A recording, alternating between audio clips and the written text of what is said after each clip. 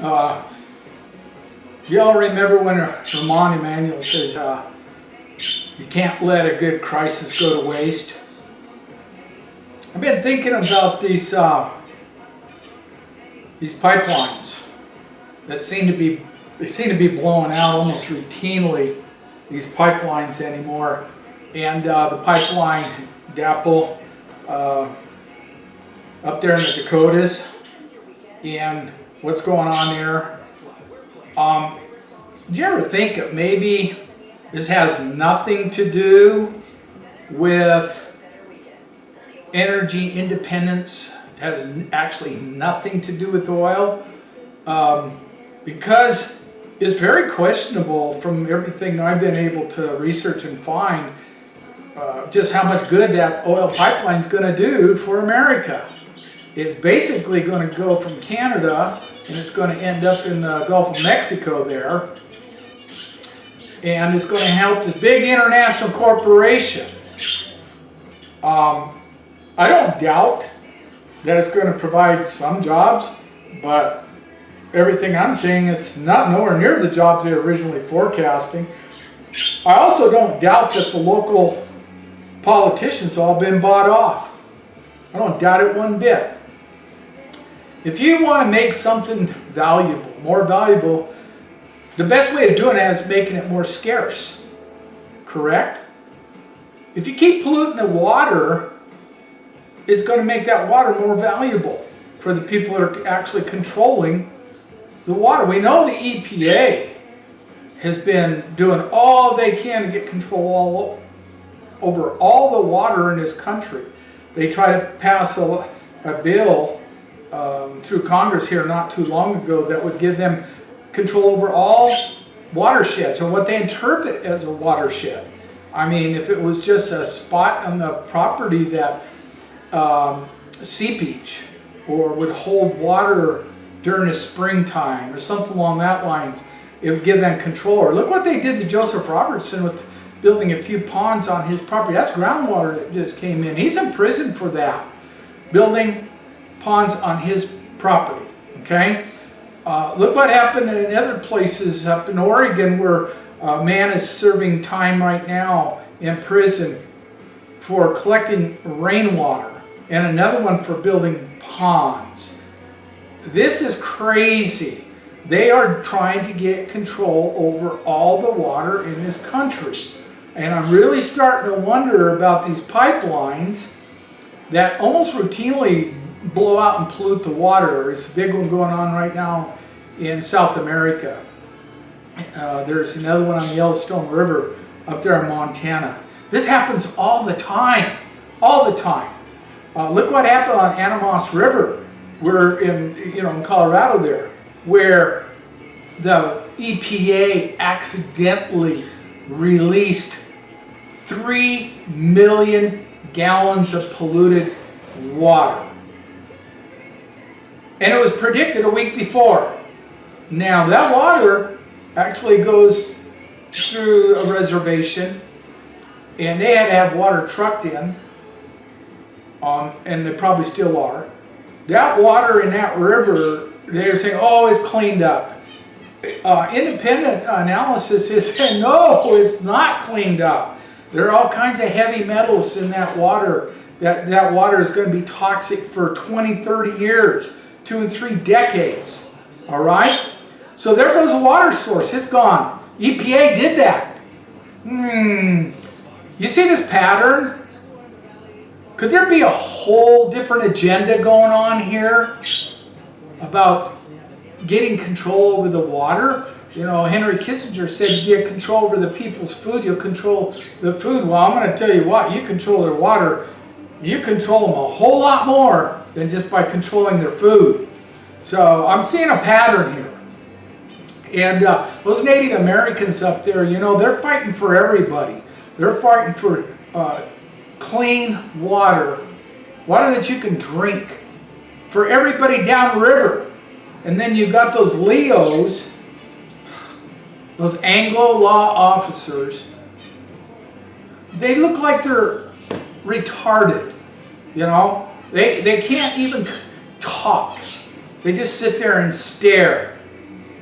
You know, they might as well be holding up a sign saying, I am retarded, I am retarded, I am just doing my job because I am a retard.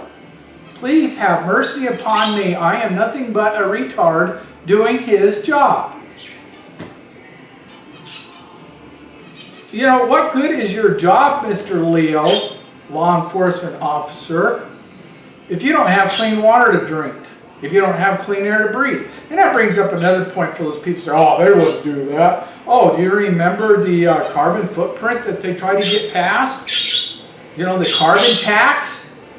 I mean, there's nothing these people won't try to do. Are you kidding me? Or the global warming initiatives, and, you know, to get control over the air that you breathe. And look at the chemtrails that they constantly spray. And by the way, if you wonder why the forest fires are so bad on the West Coast, what do you think happens when you have tons and tons of that thermite, aluminum thermite building up in the soils? One of the most volatile things known to man. Once a fire gets started, it's an accelerant. It goes crazy. And that's all by design, because they want people out of the country. They want people on the agenda. That just helps with fulfilling Agenda 21. I mean, they're killing so many birds with one stone with these chemtrails. It's a slow kill that is extremely toxic to the environment, to human beings, to our DNA. I mean, just go Google chemtrail flu, for heaven's sakes. You know, we need to get on board with our brothers and sisters, our Native American brothers and sisters up there in the Dakotas, because they're fighting a battle for the Anglos also, you dimwits. Okay, I'm going to change course here a little bit. I'm getting some information from some very reliable sources, very disturbing information about what the government is planning on doing with the unindicted co-conspirators once they have convictions over the Bundys and the Patriots that they have incarcerated at this time. That they will be going after the unindicted co-conspirators, something like over 600 of them.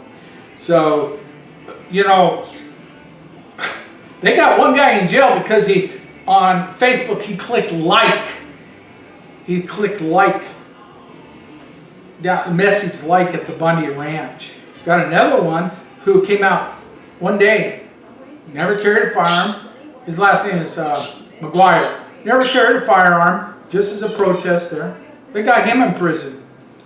And I understand what this source told me. There was a reason they did that, is to set a precedence to go after anybody they want. So think about that.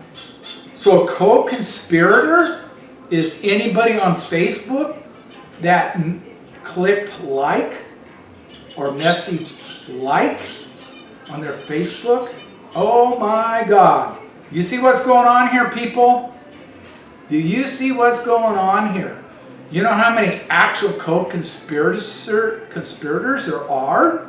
Oh, there'll be thousands, in the thousands. Anybody that clicked like on any one of those, you know, protest groups. Bundy Ranch, Sugar Pine Mine, Malheur Refuge, Native Americans up there in the Dakotas fighting the DAPL. It goes on and on and on and on. You know, it goes on and on and on and on. And I believe that is truth. I believe that's what they got planned. You know, I hope to God that Trump gets elected president, because at least we can breathe some hope into this country. And I still will say that's just, I mean, he's just one man. He might be the president of the United States, but you still got a corrupt Congress, you still got a corrupt Senate, you still got a corrupt Supreme Court, you still got corrupt federal judges all over this country. All over this country. I don't know which direction the military is going to go, and I know there's major rifts there. I don't know which direction the FBI is going to go. There's major rifts there, and in the CIA. You got good guys with white hats and bad guys with black hats in all these organizations. So even if Trump does become president of the United States, the people are still going to have to bear up a tremendous responsibility. They're going to have to get active in bringing this country back to a constitutional country again. And the people have been so dumbed down. And then there's just the plain old idiots. But look at our school system, Common Core. Look what they teach in our schools. They don't teach the Constitution of the United States anymore. No, but they teach Sharia law and Islam. And look what they're doing. They're bringing in those refugees. And I said this a long time ago in my previous videos. Look where they're putting them. They are putting them in that long corridor all the way from Mexico to Canada where the TPP is going to go. And I just saw it again. Idaho Falls. They're bringing in a bunch more there too. Okay? This is all by design. This is not by accident. And who do you think these Muslim refugees are going to vote for? Who do you think?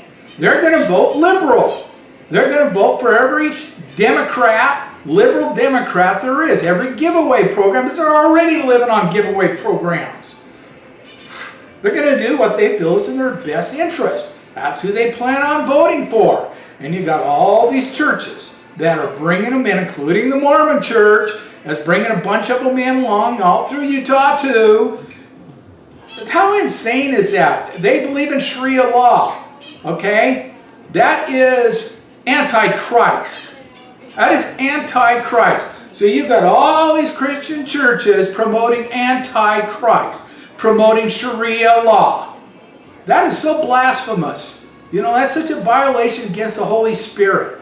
The unpardonable sin where there is no forgiveness in this life and the life to come.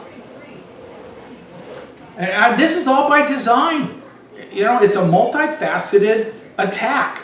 It is like this giant hydra with all these tentacles that stretch out all over the place. And you got all these idiots that are, oh, I'm so compassionate, I'm so loving. I will let this beast into my neighborhood that will kill me. And will kill my kids. It'll kill my children. Because I am a passionate, sympathizing human being.